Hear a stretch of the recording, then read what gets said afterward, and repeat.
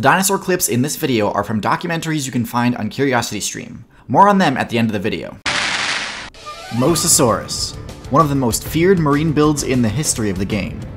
The Mesozoic expansion is often referred to as the Age of Reptiles. And while it is true that the Archosaurs, the reptile faction containing builds like the dinosaurs, pterosaurs, birds, and crocodiles, did indeed dominate the Mesozoic, the same cannot be said for the other faction of reptiles, the lizard. For them, it was quite the opposite. They spent a good portion of that expansion's metagame getting griefed hard by the top-tier dinosaurs and pterosaurs. However, they did eventually adapt, and by the end of it, there was a lizard just as powerful as the most overpowered dinosaurs, the Mosasaurus. But how did the lizard player base adapt in order to survive the hostile dinosaur meta? Let's look at the specific traits that the ancient lizard mains spec'd into in order to gain a foothold in the Mesozoic meta. Lizards tend to have below-average base stats. Their bite attacks aren't very powerful, usually only used for grabbing targets below their weight class, like insects and other small builds. They don't usually incorporate other combat techniques into their build like sharp claws, venom, or team strategies either, and instead try to rely on more janky gimmicks like intimidating frills, detachable tails, and tether grabs to get by. This works because their cold blood requires a lot less food to keep their playthrough going, so they don't actually need to be that active or powerful in order to avoid starvation. However, this isn't true for all lizard builds. The Monitor Lizard faction, which includes famous high-tier lizards like the Komodo and Parenti, break with that trend and spec into faster metabolism, ramping up their base stats, but forcing them to play a bit more actively. It was this player base that developed the early Mosasaur build, by avoiding the common gimmicks other lizard mains went for, and instead choosing a difficult, unconventional set of abilities, including water mobility and, most surprisingly, the live birth respawn perk.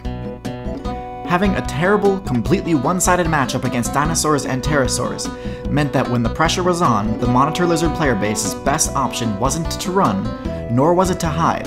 Their best option was to completely switch up their playstyle and become a marine build.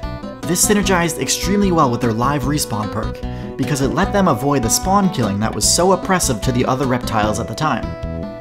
While builds like the turtle frequently got their nests raided, the Proto-Mosasaurus build could respawn in water away from the dinosaur spawn killers, but in too shallow of water for top-tier sharks and fish to grief them. It was actually the perfect environment for them to thrive in, and eventually they just ended up staying in the water and not even bothering with returning to the terrestrial server to hunt. Their wide-hinged jaws, which were decent at grabbing prey on land, were perfect for gulping down fish. Their success really started to snowball from here. The more evolution points they spent on water mobility perks, the more points they earned and were able to put right back into those upgrades. And they were such efficient hunters that they could support the added cost of gigantism. Mosasaurus shot up to a dominant top-tier spot faster than almost any other build in the history of the game, outcompeting ichthyosaurs in the process, and driving them to drop their characters entirely in favor of more viable marine builds. Mosasaurus mains had everything they needed to dominate the late Cretaceous meta. So let's go through all the things that made them so broken. Their first OP trait is also their most obvious one, their bite strength, which was on par with that of a T-Rex.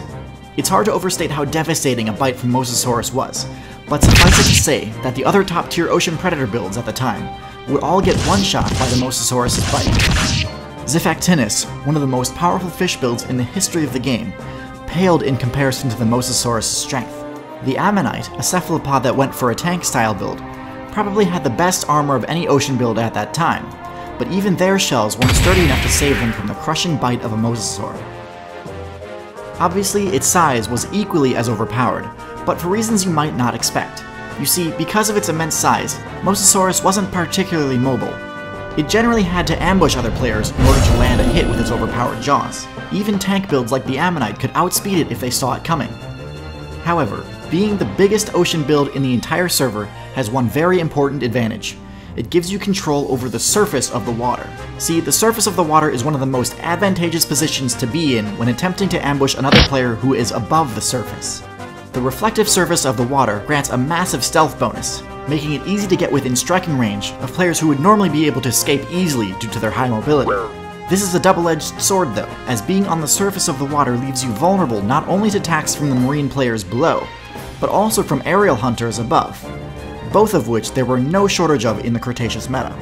This disadvantage is pretty much nullified by the Mosasaurus' size though.